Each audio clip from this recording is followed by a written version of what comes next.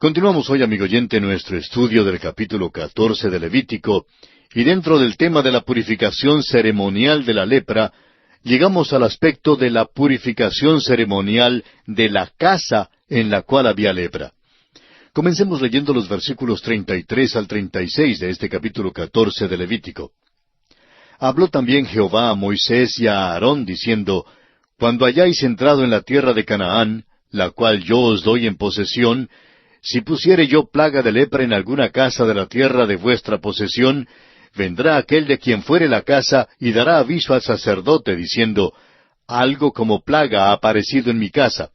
Entonces el sacerdote mandará desocupar la casa antes que entre a mirar la plaga, para que no sea contaminado todo lo que estuviera en la casa.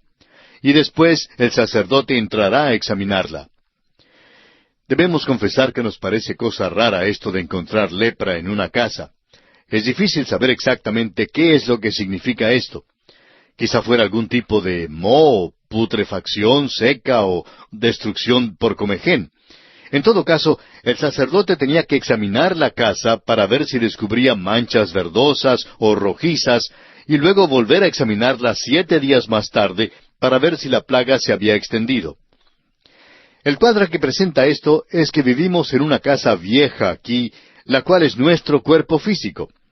Y vivimos en este mundo que también está contaminado por el pecado. La casa vieja en que vivimos está llena de lepra espiritual. Hay 3 períodos en la purificación ceremonial de una casa. En primer lugar, la casa era desocupada de todos sus muebles y ocupantes. Luego el sacerdote venía para inspeccionar la casa y luego la cerraba por 7 días antes de hacer otra inspección. Si después había indicio o señal de la lepra, se quitaba el enyesado de la parte infectada y se quitaba las piedras morbosas. Ahora, si el sacerdote encontraba vestigios de la infección en la casa renovada, entonces la casa entera tenía que ser derribada.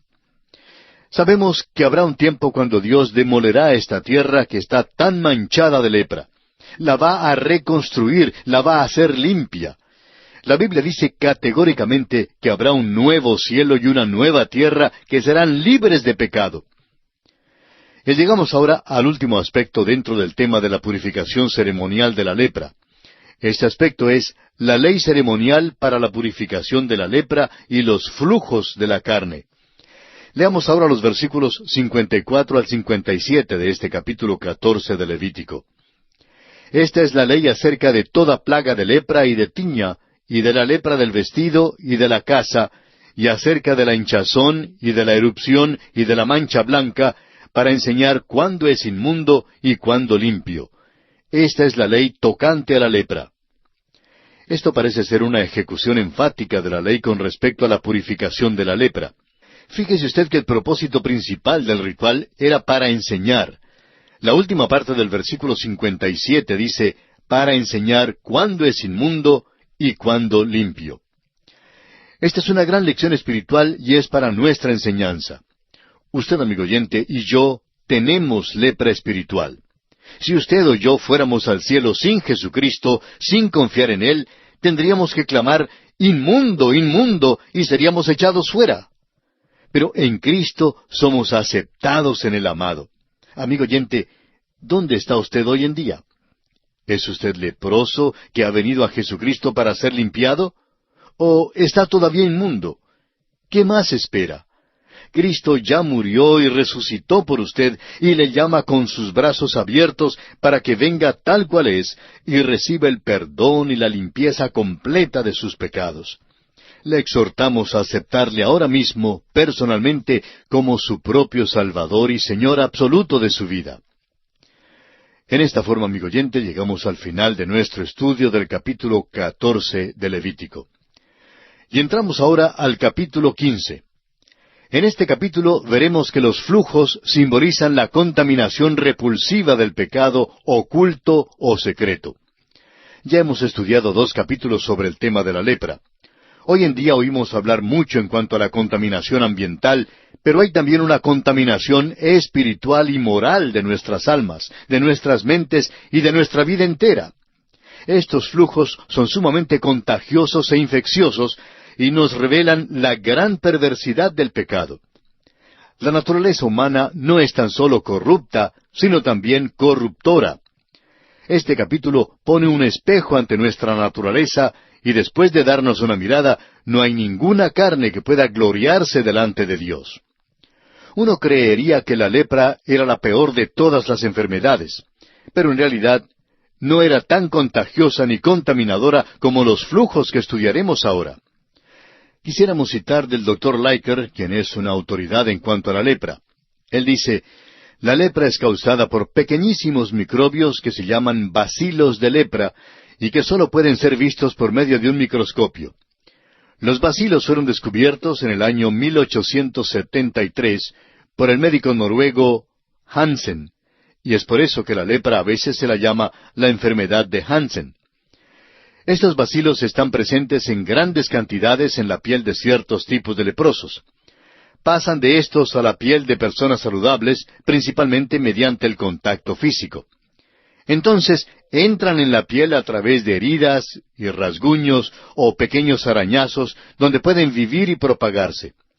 Solo los enfermos infecciosos, aquellos que tienen muchos bacilos en la piel, pueden propagar la enfermedad.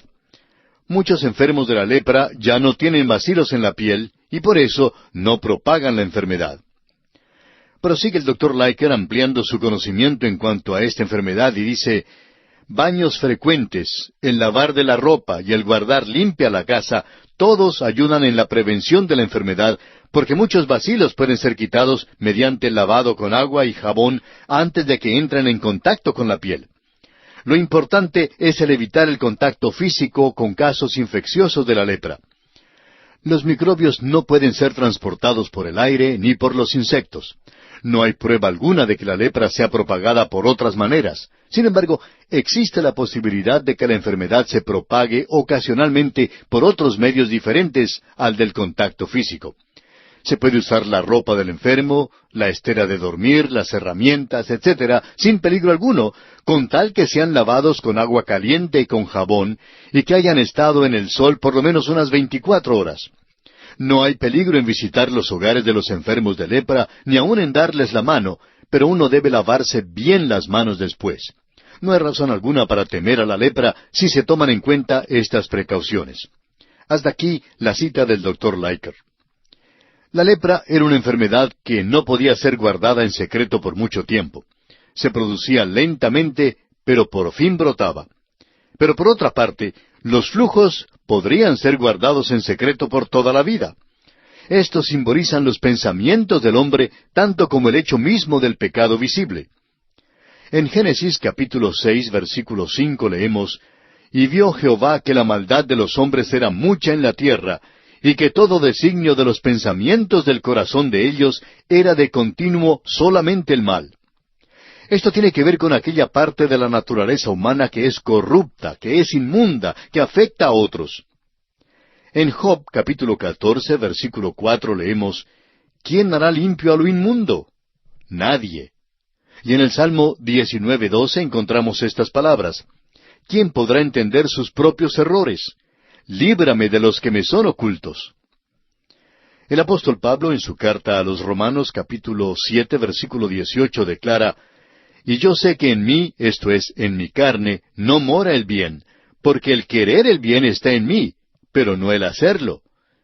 Y también en su primera carta a Timoteo, capítulo 1, versículo 15, dice, «Palabra fiel y digna de ser recibida por todos, que Cristo Jesús vino al mundo para salvar a los pecadores, de los cuales yo soy el primero». Tenemos aquí la naturaleza del hombre que es oculta. Es posible que nadie más sepa de ella. Sabemos que ésta se halla allí en lo más profundo del corazón. Sin embargo, este pecado secreto puede ser pasado a otros. Goethe dijo, «No he visto falta cometida que yo no sea capaz de cometer también». Y el Dr. Samuel Johnson declaró, «Cada hombre conoce algo sobre sí mismo que no se atreve a contar ni a sus más íntimos amigos». También el conde de Maistre dijo, «No sé lo que sea el corazón de un malvado, solamente sé lo que es el corazón de un hombre virtuoso, y es terrible». Y Séneca dijo, «¿Por qué es que no existe el hombre que confiese sus vicios? Es porque todavía no se ha desligado de ellos. Solo un hombre despierto puede contar sus sueños. El que todavía sigue pecando, amigo oyente, no está dispuesto a confesar sus pecados. Es como un hombre que todavía está soñando. Una persona tiene que despertarse antes de que pueda contar su sueño. La maldición del pecado ha afectado el poder del hombre en su propagación de la raza. El hombre solo es capaz de producir según su género. Un pecador solo puede engendrar pecadores. La misma fuente de la raza está contaminada. Muchos de estos flujos mencionados en este capítulo están relacionados a los órganos generativos de la raza. Por la mayor parte, tenemos referencias aquí a las enfermedades sociales o venéreas. Hay tanta suciedad y contaminación relacionada a los pecados sexuales que si conociésemos todos los resultados, veríamos que originan situaciones realmente aterradoras. El salmista en el Salmo 51, versículos 7 y 10, dice: «Purifícame con hisopo y seré limpio. Lávame y seré más blanco que la nieve. Crea en mí, oh Dios, un corazón limpio y renueva un espíritu recto dentro de mí». Hoy en día se habla tanto de la supuesta nueva moralidad. Pero es interesante notar que esta nueva moralidad sigue produciendo las mismas enfermedades viejas. Hoy en día las enfermedades sociales, las enfermedades venéreas, están aumentando en una proporción alarmante. Están alcanzando proporciones realmente epidémicas en muchos lugares.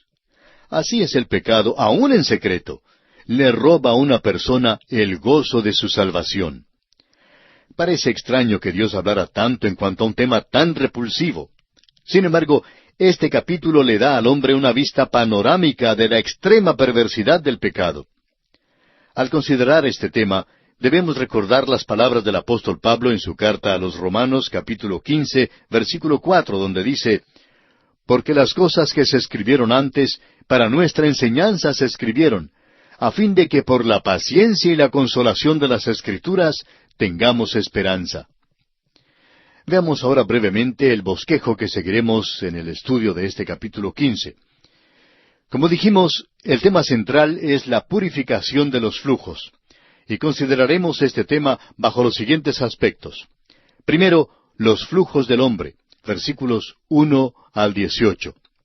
En segundo lugar, los flujos de la mujer, versículos 19 al 30. Y en tercer lugar, la repugnancia y los reglamentos de los flujos en los versículos 31 al 33. Comencemos pues con los flujos del hombre. El primer versículo de Levítico 15 dice: «Habló Jehová a Moisés y a Aarón, diciendo». Ahora notemos primeramente que Dios se dirigió tanto a Moisés como a Aarón. En el capítulo anterior, donde la ley para el leproso estaba bajo consideración, Dios se dirigió solamente al legislador, Moisés. Aarón, como sumo sacerdote, era un cuadro profético de nuestro gran sumo sacerdote. Solo el Señor Jesucristo puede dar el consuelo y la comprensión a los afligidos, al mismo tiempo que les extiende su misericordia y su gracia. Nuestro sumo sacerdote puede compadecerse de nuestras debilidades porque fue tentado en todo, según nuestra semejanza, pero sin pecado. Usted puede leer por sí mismo las siguientes citas: Hebreos 4, 14 y 15, y también Hebreos 2, 17 y 18. Leamos ahora los versículos 2 y 3 de este capítulo 15 de Levítico. «Hablad a los hijos de Israel y decidles: cualquier varón, cuando tuviere flujo de semen, será inmundo, y esta será su inmundicia en su flujo, sea que su cuerpo destiló a causa de su flujo, o que deje de destilar a causa de su flujo, él será inmundo». Este lenguaje gráfico revela cuán nauseabunda, asquerosa, detestable, ofensiva, impura, repugnante y totalmente corrupta y corruptora es la naturaleza humana. La materia o la pus del pecado es lo que brota en el corazón humano. Lo podemos ver en todo nuestro derredor. La contaminación está aquí. No podemos estar con otros en este mundo, amigo oyente, sin que nuestras vidas reciban sus efectos, porque la naturaleza humana no solo es corrupta, sino que también es corruptora. Usted y yo, amigo oyente, nos influenciamos el uno al otro. Usted influye sobre mi vida y yo sobre la suya. No puede ser de otro modo. Usted, amigo oyente, es predicador, aunque no lo sepa, porque está predicando por medio de su vida. Había una vez en una iglesia una dama muy piadosa que tenía un hijo que le gustaba emborracharse. Vivían no muy lejos de la iglesia y se sabía cuando estaba borracho el muchacho por su manera de caminar en la calle.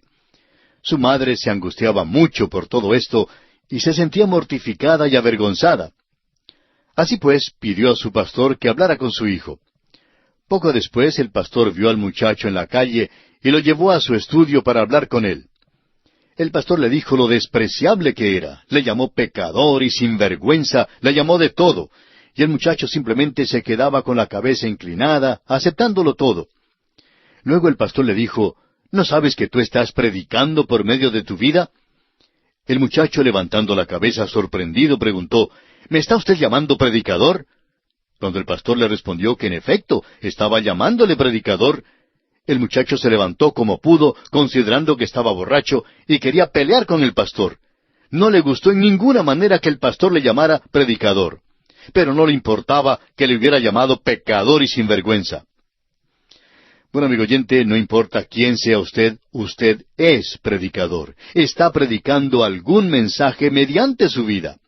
Usted, amigo oyente, está influenciando en la vida de los demás. La naturaleza humana es corruptora porque es pecaminosa. Aún el hombre que ha nacido de nuevo por medio del Espíritu Santo todavía lleva su vieja carne pecaminosa. Escuche usted las palabras del Señor Jesucristo en el Evangelio según San Mateo capítulo 15, versículos 18 al 20. Pero lo que sale de la boca, del corazón sale, y esto contamina al hombre, porque del corazón salen los malos pensamientos, los homicidios, los adulterios, las fornicaciones, los hurtos, los falsos testimonios, las blasfemias. Estas cosas son las que contaminan al hombre, pero el comer con las manos sin lavar no contamina al hombre. Es asombroso hoy en día que sean tantas las personas que tienen interés en las ceremonias religiosas. Observan cuidadosamente estas ceremonias religiosas, pero tienen un corazón que es tan sucio como lo peor. Amigo oyente, todos tenemos aquel tipo de corazón, a menos que haya sido limpiado por la sangre de Cristo Jesús. Santiago, en su Epístola Universal, capítulo 1, versículos 14 y 15, presenta esta verdad en forma muy práctica. Leamos este pasaje. Sino que cada uno es tentado cuando de su propia concupiscencia es atraído y seducido. Entonces la concupiscencia, después que ha concebido, da a luz el pecado, y el pecado, siendo consumado, da a luz la muerte.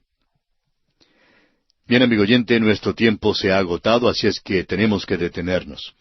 Pero antes de cerrar este espacio, le recomendamos leer los próximos versículos de este capítulo 15 de Levítico, lo que le permitirá estar informado de lo que estudiaremos en nuestra próxima visita.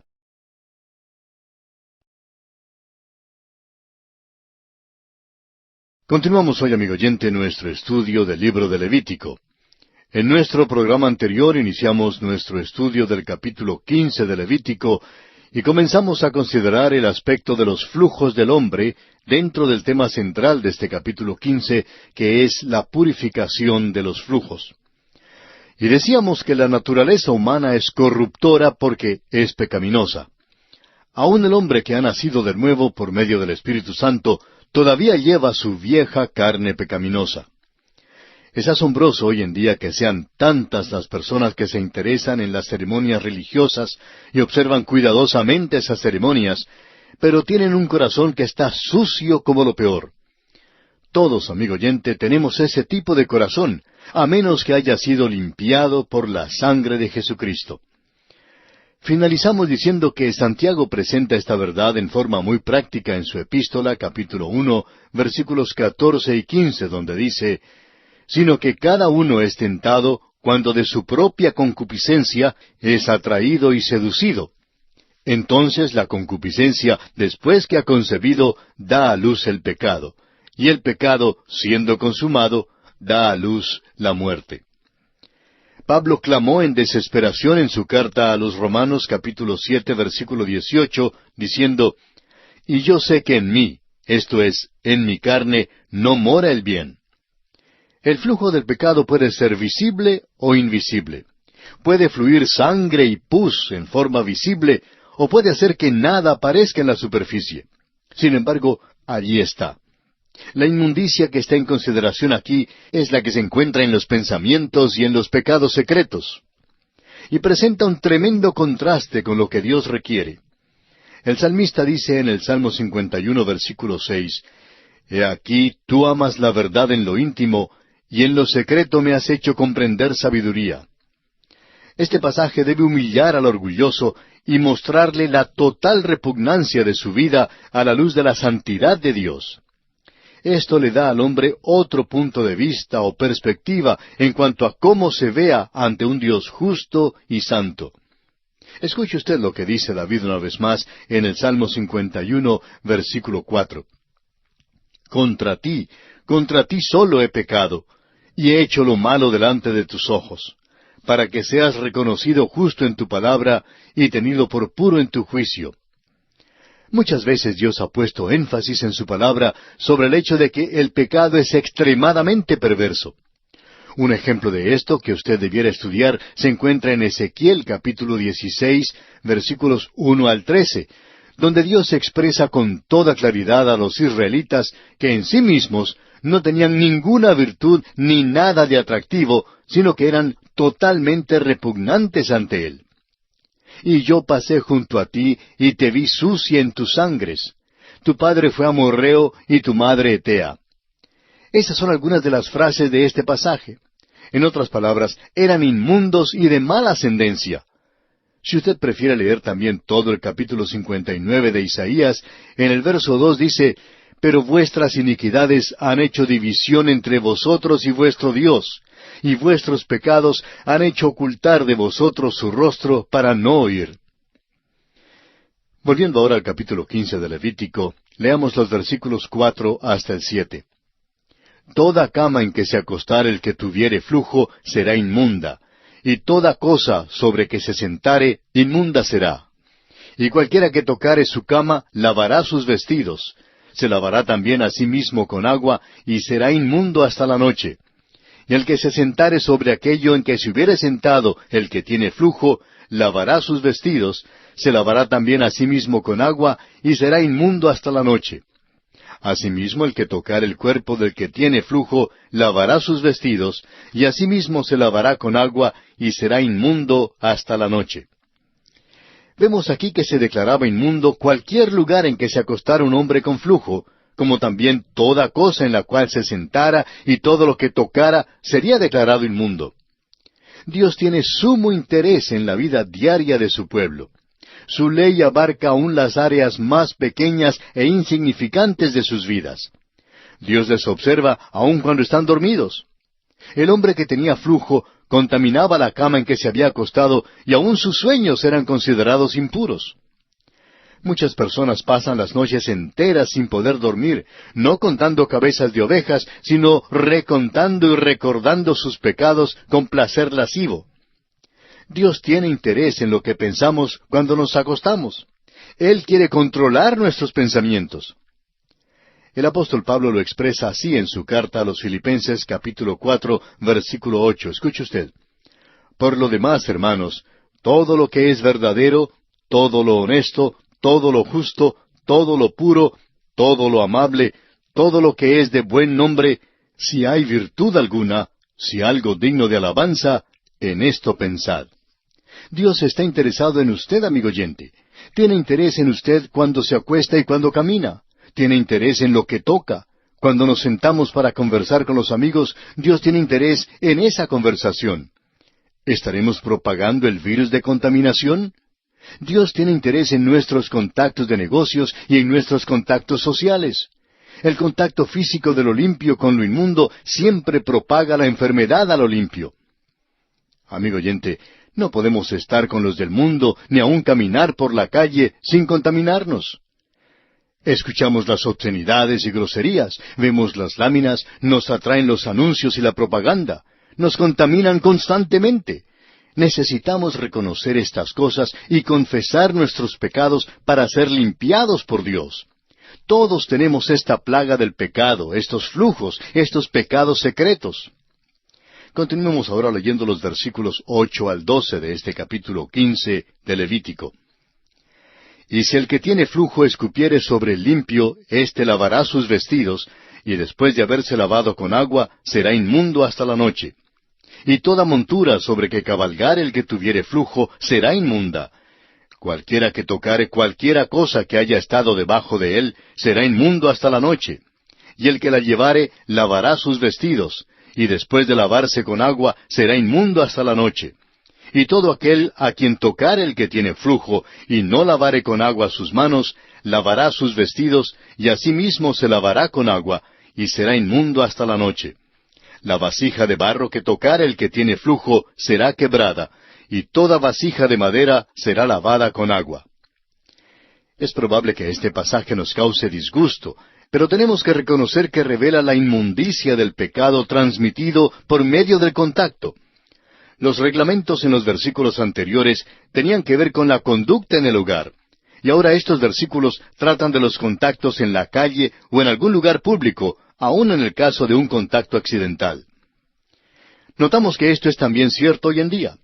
Muchas veces un creyente se halla en algún lugar público o en la calle, que alguna persona vil e inclinada a lo indecente abre la boca y arroja profanidades y obscenidades o alguna blasfemia atroz. Y esto, amigo oyente, nos contamina sin lugar a dudas. Estos versículos deben recordarnos que es posible acompañar o andar con los que nos contaminan. Un creyente puede sentirse sucio después de apartarse de tal grupito y en realidad lo es. Por eso necesita lavarse. Y por eso mismo es importantísimo que permanezcamos en la palabra de Dios. Nos ensuciamos en esta vida, amigo oyente. El salmista en el Salmo 119:9 dice, ¿con qué limpiará el joven su camino? Con guardar tu palabra. Escuche también las palabras que Jesús dirigió al apóstol Pedro en Juan 13:8. Si no te lavare, no tendrás parte conmigo. Esto significa que no podemos tener comunión con el Señor Jesús si no somos lavados por Él. Y en Juan 15:3 dice Jesús, ya vosotros estáis limpios por la palabra que os he hablado. Y una vez más en Juan 17:17 dice, santifícalos en tu verdad, tu palabra es verdad. Volviendo ahora al capítulo 15 de Levítico, leamos los versículos 13 hasta el 15. Cuando se hubiere limpiado de su flujo el que tiene flujo, contará 7 días desde su purificación, y lavará sus vestidos, y lavará su cuerpo en aguas corrientes, y será limpio. Y el 8º día tomará 2 tórtolas o 2 palominos, y vendrá delante de Jehová a la puerta del tabernáculo de reunión, y los dará al sacerdote. Y el sacerdote hará del uno ofrenda por el pecado, y del otro holocausto. Y el sacerdote le purificará de su flujo delante de Jehová. Tenemos aquí una vez más presentadas el agua junto con la sangre. La sangre quita la culpa del pecado, mientras que el agua quita la mancha del pecado. El Espíritu Santo aplicará el sacrificio de Cristo a aquellos pecados secretos que se hallan en nuestras vidas hoy en día. Amigo oyente, ¿ve usted lo que describe esto? Es un capítulo sórdido, sin embargo, tenemos que confesar que es una descripción de usted y de mí. Necesitamos confesar nuestros pecados secretos para ser limpiados. El salmista dice una vez más en el Salmo 32, versículo 5, mi pecado te declaré y no encubrí mi iniquidad.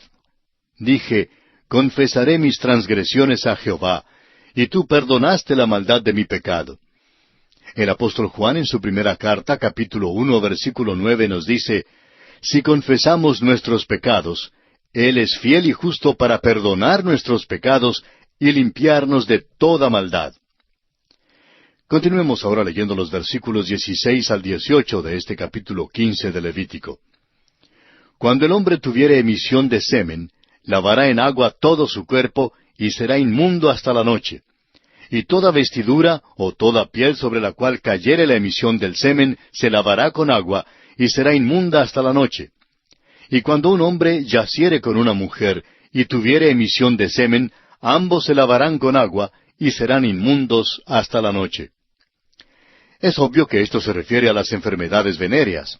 Una de ellas, la más devastadora, es el SIDA. Francamente, son muy corruptoras. Hoy en día, estas enfermedades constituyen una verdadera epidemia. Dios puede guardarnos de estas enfermedades sociales. Dios tiene gran interés en la procreación de la raza. Dios le dio un don especial al hombre para su propio bien e inspiración, y así el hombre debe guardar este sistema reproductivo con mucho cuidado. El hombre siempre está en peligro de contaminarse con aquello que debiera ser su experiencia más noble. Esto es especialmente apreciable en una lectura cuidadosa de la Epístola a los Romanos, capítulo 1, versículo 18, hasta el capítulo 2, versículo 2.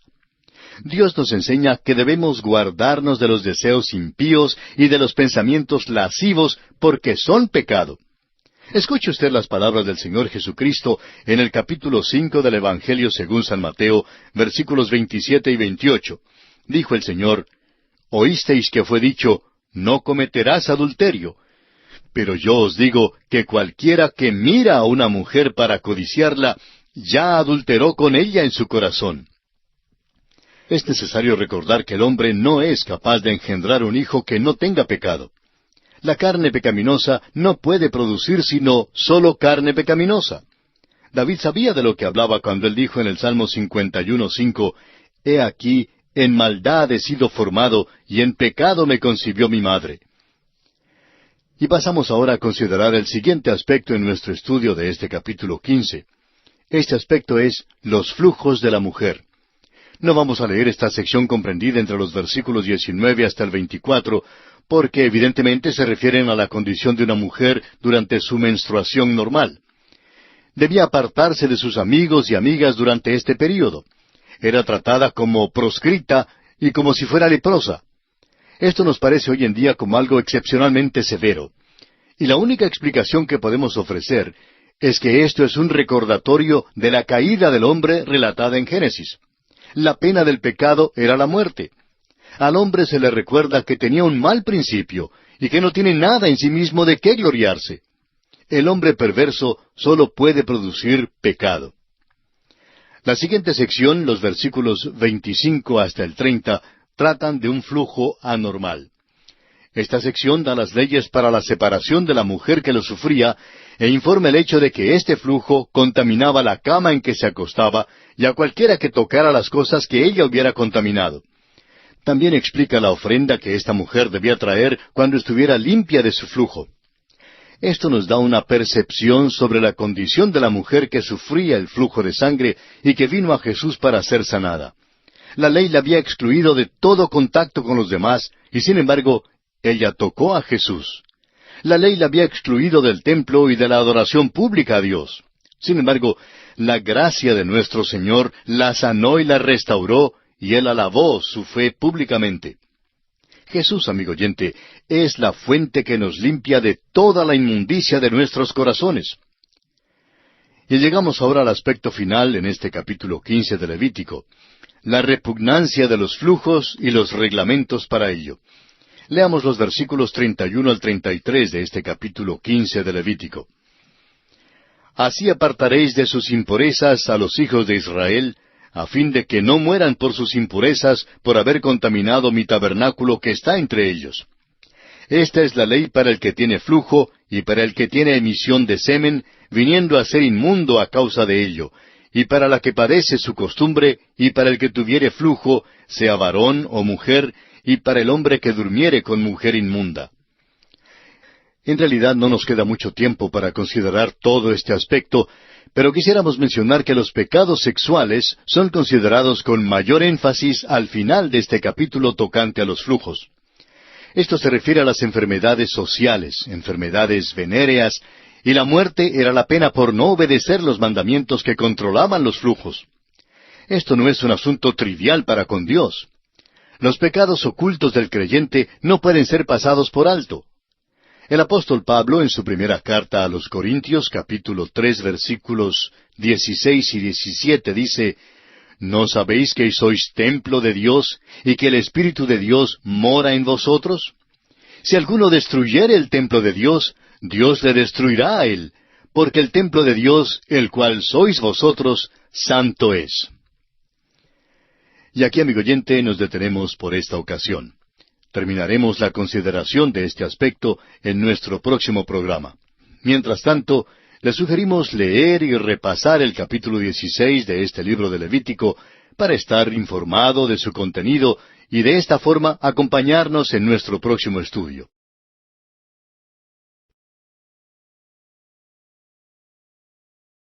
Continuamos hoy, amigo oyente, nuestro recorrido por el libro de Levítico. En nuestro programa anterior tocamos brevemente en el último aspecto que estamos considerando en nuestro estudio del capítulo 15 de este libro de Levítico. Este aspecto es la repugnancia de los flujos y los reglamentos para ellos. Así es que vamos a leer hoy una vez más los versículos 31 al 33 del capítulo 15. Así apartaréis de sus impurezas a los hijos de Israel, a fin de que no mueran por sus impurezas, por haber contaminado mi tabernáculo que está entre ellos. Esta es la ley para el que tiene flujo y para el que tiene emisión de semen, viniendo a ser inmundo a causa de ello, y para la que padece su costumbre, y para el que tuviere flujo, sea varón o mujer, y para el hombre que durmiere con mujer inmunda. Los pecados sexuales son los que se consideran con mayor énfasis al final del capítulo 15, tocante a los flujos. Esto se refiere a las enfermedades sociales, enfermedades venéreas, y la muerte era la pena por no obedecer los mandamientos que controlaban los flujos. Esto no es un asunto trivial para con Dios, amigo oyente. Los pecados ocultos del creyente no pueden ser pasados por alto. El apóstol Pablo en su primera carta a los Corintios, capítulo 3, versículos 16 y 17, dice, ¿No sabéis que sois templo de Dios y que el Espíritu de Dios mora en vosotros? Si alguno destruyere el templo de Dios, Dios le destruirá a él, porque el templo de Dios, el cual sois vosotros, santo es. Hay una lección en todo esto para los creyentes. Pertenecemos a Dios y somos templos del Espíritu Santo. El abuso de ese templo puede ser un pecado de muerte. Y no olvidemos que el Nuevo Testamento establece sin lugar a dudas que existe en nuestro tiempo el pecado de muerte. Dice el apóstol Juan en su primera carta, capítulo 15, versículo 16, si alguno viere a su hermano cometer pecado que no sea de muerte, pedirá, y Dios le dará vida. Esto es para los que cometen pecado que no sea de muerte. Hay pecado de muerte, por el cual yo no digo que se pida. Es posible que un creyente cometa un pecado por el cual Dios lo lleve hasta su presencia. En tales casos, dice la Biblia que no vale la pena orar por tal persona porque Dios se lo va a llevar. Pero ¿cómo puede saber uno lo que es ese pecado? En realidad, tenemos que admitir que no lo sabemos. Pero debemos recordar que Dios trata a los suyos con juicio cuando es necesario. Ahora, eso no significa que todos los que mueren son llevados bajo juicio. Sin embargo, existe el pecado de muerte. Dios lleva a sus hijos cuando continúan siendo desobedientes. La desobediencia puede caer en esta esfera de los pecados secretos. Todo esto revela que el pecado es detestable y que Dios es santo. Solo la sangre y el agua pueden limpiarnos del pecado. Isaías dice en el capítulo 59 de su profecía, versículo 2, pero vuestras iniquidades han hecho división entre vosotros y vuestro Dios, y vuestros pecados han hecho ocultar de vosotros su rostro para no oír. El Hijo de Dios tiene que reconocer esto, y entonces confesar sus pecados. Puede haber pecados ocultos o secretos que el creyente no confiese. Si entonces Dios lo mata, no le echemos la culpa a Dios. La culpa la tiene el individuo que rehúsa arreglar sus cuentas con Dios.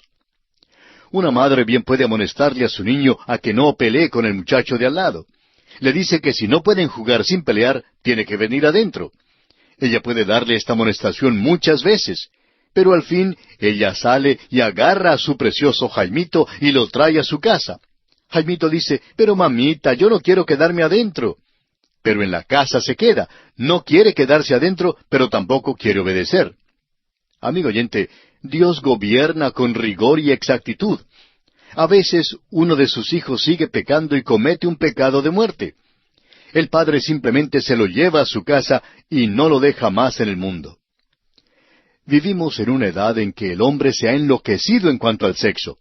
Los pecados sexuales son desenfrenados y las enfermedades venéreas, como ya lo hemos dicho, se han constituido en una verdadera epidemia. ¿Cuán apropiadas son las lecciones que tenemos aquí en este capítulo? pero me alegro de poder terminar este capítulo porque ha sido una descripción tan fea. Sin embargo, es la descripción fiel y verdadera de la familia humana. Y nosotros, amigo oyente, usted y yo, formamos todos parte de aquella familia. Llegamos ahora al capítulo 16, y es como si saliéramos de las tinieblas a la luz. Hemos salido aquí de un túnel en el capítulo 15, y entramos ahora al sol resplandeciente del mediodía en el capítulo 16. El tema central de este capítulo es el gran día de la expiación, día conocido aún hoy en día por la religión judía como Yom Kippur. Este capítulo contiene algunas de las lecciones espirituales más grandes para nosotros. Los temas abordados hasta aquí en Levítico han sido las ofrendas, los sacerdotes y el pecado. Pero ninguno de estos capítulos ha abordado final ni completamente el problema del pecado. Llegamos ahora sí a un capítulo que abordará el tema del pecado en una forma más completa que cualquiera de los demás. Por lo menos es el que señala en una forma más específica y adecuada la obra de Cristo en la redención. Es una sombra profética de su obra redentora. El apóstol Pablo dice en su carta a los Colosenses, capítulo 2, versículos 16 y 17, «Por tanto, nadie os juzgue en comida o en bebida, o en cuanto a días de fiesta, luna nueva, o días de reposo, todo lo cual es sombra de lo que ha de venir, pero el cuerpo es de Cristo». Una sombra es un cuadro. Aunque un cuadro no es un buen sustituto de la cosa real o de la persona real, sirve para señalar la realidad. Hace años un señor de apellido Hengstenberg comentó: «La elucidación de la doctrina de los tipos o símbolos, ahora abandonada por completo, es un problema importante para los teólogos futuros». El cuadro tipo de este gran día de la expiación merece nuestro estudio esmerado. El Dr. Kellogg declara el significado del gran día de la expiación de esta manera: «Fue quizá la ceremonia más importante y que más caracterizó toda la legislación mosaica». Los rabinos designaron al día de la expiación con una sola palabra, yoma, o sea, el día. Y era en este día cuando el pecado era tratado en la manera más adecuada que en cualquiera otra ceremonia del sistema mosaico. Note usted en el versículo 16 que dice: «de sus rebeliones y de todos sus pecados». Es un tipo del Mesías que vendría después para expiar todos sus pecados. Luego en el versículo 22 de Levítico 16 leemos: «Y aquel macho cabrío llevará sobre sí todas las iniquidades». Y un versículo antes, el versículo 21, dice: «y confesará sobre él todas las iniquidades de los hijos de Israel». Son especialmente notables las expresiones «todas sus rebeliones, todas sus iniquidades, todos sus pecados». Esto era lo mejor que la ley podía ofrecer hasta cuando Cristo mismo viniera. Las instrucciones y restricciones de este día fueron el resultado del incidente histórico que estudiamos en el capítulo 10 de Levítico, de la rebelión y la desobediencia de Nadab y Abiú, los hijos de Aarón, quienes entraron sin autorización en el lugar santísimo y fueron muertos inmediatamente por el juicio directo de Dios. Algunos escritores inclusive tratan juntos estos dos capítulos, los capítulos 10 y el 16. El día de la expiación era celebrado en el mes séptimo a los 10 días del mes. Estos números 7 y 10 tienen un significado especial en la mayor parte de las Escrituras. El séptimo mes es el mes sabático y denota reposo y un cese del trabajo. Seguramente no es impropio que este mes fuera escogido para manifestar el reposo dado por la redención que tenemos en Cristo. El escritor a los Hebreos en el capítulo 4 de su carta, versículo 10, dice: «Porque el que ha entrado en su reposo, también ha reposado de sus obras, como Dios de las suyas». Ahora 10 es otro número sobresaliente en las Escrituras y parece dar la idea de aquello que expresa la perfecta y completa voluntad de Dios. Hubo los 10 mandamientos. Dios bien pudo haber dado otro más, pero no lo hizo. Dios pidió también el diezmo, o sea, la 10ª parte. Y el remanente de Israel se define como la 10ª parte en Isaías 6:13. El número 10 expresa la mente y el propósito de Dios. El día 10 expresa la verdad de que Cristo vino a cumplir la completa voluntad de Dios. Isaías 53:10 dice: «Con todo eso, Jehová quiso quebrantarlo, sujetándole a padecimiento. Amigo oyente, Él vino cuando llegó el cumplimiento del tiempo, en la hora designada. La palabra que significa expiación en hebreo es kafar, y significa encubrir. Dios no quitaba los pecados en el Antiguo Testamento, sino que los cubría hasta cuando Cristo viniera para quitarlos. Y hay muchas referencias en la Escritura que enseñan esto. Veamos los siguientes pasajes. En Hechos 17:30 leemos: Pero Dios, habiendo pasado por alto los tiempos de esta ignorancia, ahora manda a todos los hombres en todo lugar que se arrepientan. También el apóstol Pablo en su carta a los Romanos capítulo 3, versículos 24 y 25 dice: Siendo justificados gratuitamente por su gracia, mediante la redención que es en Cristo Jesús, a quien Dios puso como propiciación por medio de la fe en su sangre, para manifestar su justicia, a causa de haber pasado por alto en su paciencia los pecados pasados. También el escritor a los Hebreos en el capítulo 9 de su carta, versículo 15, dice: Así que, por eso es mediador de un nuevo pacto, para que interviniendo muerte para la remisión de las transgresiones que había bajo el primer pacto, los llamados reciban la promesa de la herencia eterna. Y un poco antes, en los versículos 8 y 9, dice: Dando el Espíritu Santo a entender con esto que aún no se había manifestado el camino al lugar santísimo, entre tanto que la primera parte del tabernáculo estuviese en pie, lo cual es símbolo para el tiempo presente, según el cual se presentan ofrendas y sacrificios que no pueden hacer perfecto en cuanto a la conciencia al que practica ese culto. El día de la expiación señaló a Cristo y su redención como no la pudo señalar ningún otro sacrificio, ceremonia, ni ordenanza del Antiguo Testamento. Revela a Cristo como nuestro gran sumo sacerdote entrando en el lugar santísimo por nosotros. Veamos ahora brevemente el bosquejo que seguiremos en el estudio de este capítulo 16. Como dijimos, el tema central es el gran día de la expiación. Y consideraremos este tema bajo los tres aspectos siguientes. Primero, la preparación del sacerdote, en los versículos 1 al 6. En segundo lugar, la preparación del lugar, en los versículos 7 al 19. Y en tercer lugar, la preparación del pueblo, en los versículos 20 al 34.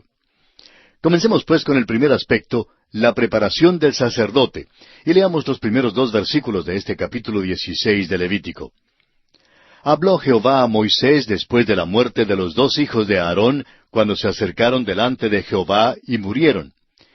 Y Jehová dijo a Moisés: Di a Aarón tu hermano, que no en todo tiempo entre en el santuario detrás del velo, delante del propiciatorio que está sobre el arca, para que no muera, porque yo apareceré en la nube sobre el propiciatorio. Las instrucciones, ordenanzas y el ritual para el gran día de la expiación se hicieron esenciales después del incidente de la muerte de Nadab y Abiú, quienes penetraron desautorizadamente en el lugar santísimo y fueron muertos por el juicio directo de Dios.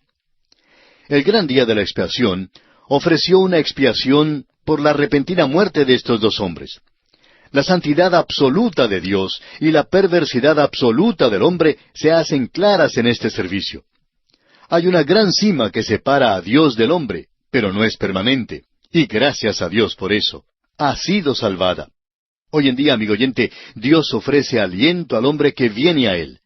Pero usted, amigo oyente, tiene que venir por el camino que Dios ha trazado. Cuando viene así, puede entonces venir con libertad.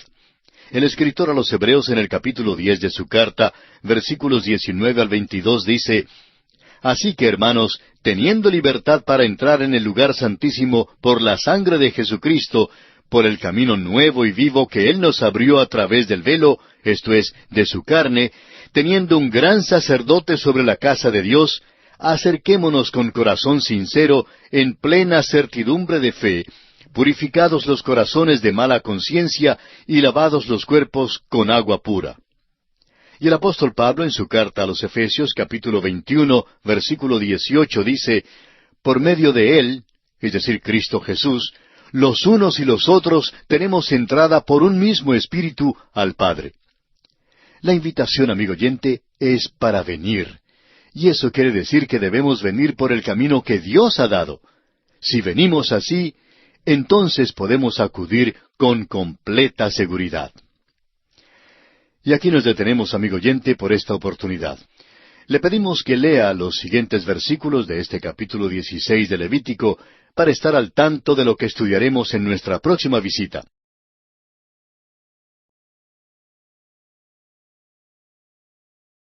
Continuamos hoy, amigo oyente, nuestro viaje por el libro de Levítico. En nuestro programa anterior comenzamos a considerar el primer aspecto dentro del tema El gran día de la expiación, en nuestro estudio de este capítulo 16 de Levítico, que es la preparación del sacerdote. Y dijimos que las instrucciones, ordenanzas y el ritual para el gran día de la expiación se hicieron esenciales después del incidente de la muerte de Nadab y Abiú, quienes penetraron desautorizadamente en el lugar santísimo y fueron muertos por el juicio directo de Dios. La santidad absoluta de Dios y la perversidad absoluta del hombre se hacen claras en ese servicio. Recalcamos el hecho de que hoy en día Dios extiende una invitación al hombre a que venga, pero que debemos venir por el camino que Dios ha trazado. Citamos las palabras del apóstol Pablo a los Efesios, capítulo 2, versículo 18, donde dice, «Porque por medio de Él, es decir, Cristo Jesús, los unos y los otros tenemos entrada por un mismo Espíritu al Padre». La invitación es para venir, es verdad, pero eso quiere decir que debemos venir por el camino trazado por Dios. Si venimos así, entonces podemos acudir con completa seguridad. Ahora usted notará que todo esto se hizo porque estos dos hijos de Aarón se habían metido indebidamente en el lugar santísimo. Dios dice ahora, no se puede en todo tiempo entrar a mi lugar. Para nosotros hoy en día el mensaje es diferente. Para nosotros sí es posible en cualquier tiempo y en cualquier lugar entrar en la presencia de Dios.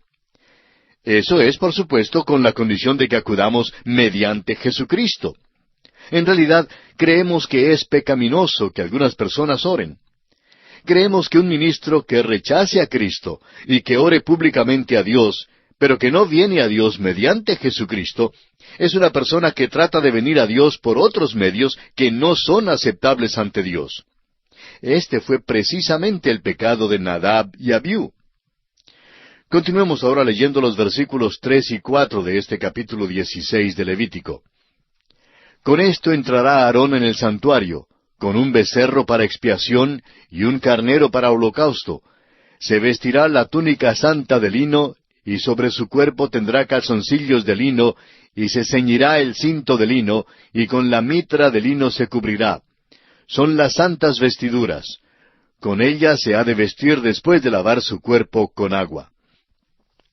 La cosa singular y significante en cuanto a este día de expiación era que sólo el sumo sacerdote cumplía el rito. No tenía ayuda alguna. Más adelante, en el versículo 17 de este mismo capítulo 16, se nos dice que ningún hombre estará en el tabernáculo de reunión cuando él entre a hacer la expiación en el santuario. Todo era trabajo de él, desde las tareas serviles hasta los altos oficios del sumo sacerdote. Los demás sacerdotes se apartaban del tabernáculo. Él entraba solo porque la obra de expiación era de él, y es muy importante que veamos esto. Cristo se quedó solo con los pecados del mundo. Usted recordará que Él dijo en la cruz las palabras del Salmo 22, versículo 1, Dios mío, ¿por qué me has desamparado? ¿Por qué estás tan lejos de mi salvación y de las palabras de mi clamor? Cristo fue abandonado tanto por Dios como por los hombres cuando fue hecho pecado por nosotros. Sin embargo, Él y el Padre se hallaron en plena comunión en cuanto al plan de la salvación. En el Evangelio de Juan, capítulo 16, versículo 32, Él dijo, He aquí la hora viene, y ha venido ya, en que seréis esparcidos cada uno por su lado, y me dejaréis solo. Mas no estoy solo, porque el Padre está conmigo. Este es un gran misterio, amigo oyente. Y el apóstol Pablo en su segunda carta a los Corintios, capítulo 5, versículo 19, dice, Dios estaba en Cristo reconciliando consigo al mundo. En el día de la expiación, El sumo sacerdote tenía que dejar a un lado las vestiduras de su gloria y hermosura, y tenía que vestirse con las mismas vestiduras con que se vestían los demás sacerdotes. Se lavaba y se vestía solamente con las vestimentas de lino. Tenía que ser algo simple, sin adorno, pero puro. Esta es una hermosa prefiguración de Cristo, nuestro gran sumo sacerdote, quien puso a un lado su gloria y tomó la forma de hombre para morir en la cruz. En el Evangelio según San Juan, capítulo 1, versículo 1, leemos: «En el principio era el Verbo, y el Verbo era con Dios, y el Verbo era Dios». Luego, en el versículo 14 dice: «Y aquel Verbo fue hecho carne, y habitó entre nosotros, y vimos su gloria, gloria como del unigénito del Padre, lleno de gracia y de verdad». Y luego en el versículo 18 leemos: «A Dios nadie le vio jamás. El unigénito Hijo, que está en el seno del Padre, Él le ha dado a conocer». Nuestro Señor Jesucristo no puso a un lado su deidad, sino su gloria cuando vino a esta tierra y se hizo hombre. El apóstol Pablo, en su carta a los Filipenses, capítulo 2, versículos 5 al 8, dice: «Haya pues en vosotros este sentir que hubo también en Cristo Jesús, el cual, siendo en forma de Dios, no estimó el ser igual a Dios como cosa a que aferrarse, sino que se despojó a sí mismo, tomando forma de siervo, hecho semejante a los hombres, y estando en la condición de hombre, se humilló a sí mismo, haciéndose obediente hasta la muerte y muerte de cruz». Volviendo ahora al capítulo 16 de Levítico, leamos los versículos 5 y 6. «Y de la congregación de los hijos de Israel tomará 2 machos cabríos para expiación y un carnero para holocausto. Y hará traer a Aarón el becerro de la expiación que es suyo, y hará la reconciliación por sí y por su casa». Esto da la preparación personal y final de Aarón para este día tan importante. Aarón ofrecía una ofrenda por el pecado de sí mismo y por el de su familia, y quizá incluía a toda la tribu de Leví. Este aspecto del gran día de la expiación no halla ninguna contraparte en la vida ni en la obra de Cristo, porque Él no tuvo ningún pecado. Fue sin pecado. No murió por su propia redención, sino que fue hecho pecado por nosotros. Nunca hizo ninguna ofrenda por sí mismo. La ofrenda de tórtolas que fue traída al templo cuando Él era un bebé fue para la purificación de María, su madre. Fue para recordarle a ella que era pecadora. No hay mención alguna en las Escrituras de algún sacrificio u ofrenda presentada por Jesús. Pero Aarón tenía que hacer una ofrenda por sí mismo antes que pudiese hacer una ofrenda por el pueblo. Y pasamos ahora a considerar el segundo aspecto en nuestro estudio de este capítulo 16 de Levítico, que es la preparación del lugar. Leamos entonces los versículos 7 al 14 de este capítulo 16.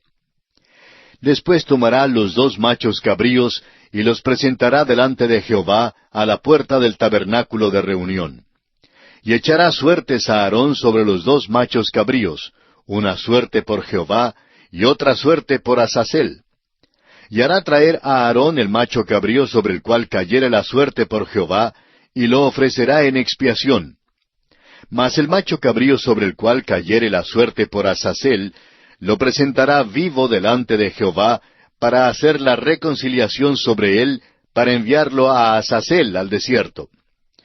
Y hará traer a Aarón el becerro que era para expiación suya, y hará la reconciliación por sí y por su casa, y degollará en expiación el becerro que es suyo. Después tomará un incensario lleno de brasas de fuego del altar de delante de Jehová, y sus puños llenos del perfume aromático molido, y lo llevará detrás del velo. Y pondrá el perfume sobre el fuego delante de Jehová, y la nube del perfume cubrirá el propiciatorio que está sobre el testimonio, para que no muera. Tomará luego de la sangre del becerro, y la rociará con su dedo hacia el propiciatorio al lado oriental. Hacia el propiciatorio esparcirá con su dedo 7 veces de aquella sangre. Es bueno que notemos aquí que los 2 machos cabríos constituían una ofrenda por el pecado. Cada uno presentaba un aspecto distinto de la remisión del pecado. Uno era ofrecido como una ofrenda por el pecado. el otro era llevado al desierto. El macho cabrío que era enviado al desierto era designado víctima propiciatoria. La palabra hebrea es lo azazel. Ya ha habido alguna confusión en cuanto a su significado exacto. Esta palabra se usaba especialmente en referencia al macho cabrío y a su envío al desierto. Según el criterio de la versión de los 70, de Lutero, de Queloz y de Andrés Bonar, significaba una marginación absoluta y completa. El doctor Endersheim le da el significado de irse por completo. Es importante recordar, sin embargo, que este macho cabrío marginado es definitivamente una parte íntegra de la ofrenda por el pecado. Una era la suerte que caía sobre el macho cabrío que sería enviado al desierto, y otra la que caía sobre el que tenía que ser ofrecido. Ahora, antes que se hiciera algo a los machos cabríos, Aarón tenía que entrar en el lugar santísimo con la sangre del becerro aplicada para su propia purificación y para los de su casa. Por tanto, no es exacto decir que el sumo sacerdote entraba una sola vez. Entraba un solo día en el año, pero tenía que entrar 2 veces en aquel día. El altar de bronce estaba en el atrio. El becerro para la ofrenda por sus propios pecados sería sacrificado como en el caso de cualquier otra ofrenda por el pecado. Pero se añade algo nuevo en la conclusión de la ofrenda. Tenía que llevarse la sangre del becerro. Estamos confiados de que al entrar en el lugar santísimo y al pasar por el lavacro, se lavaría las manos y los pies. Luego, en el lugar santo, tomaría un incensario lleno de brasas de fuego del altar del incienso y un perfume aromático.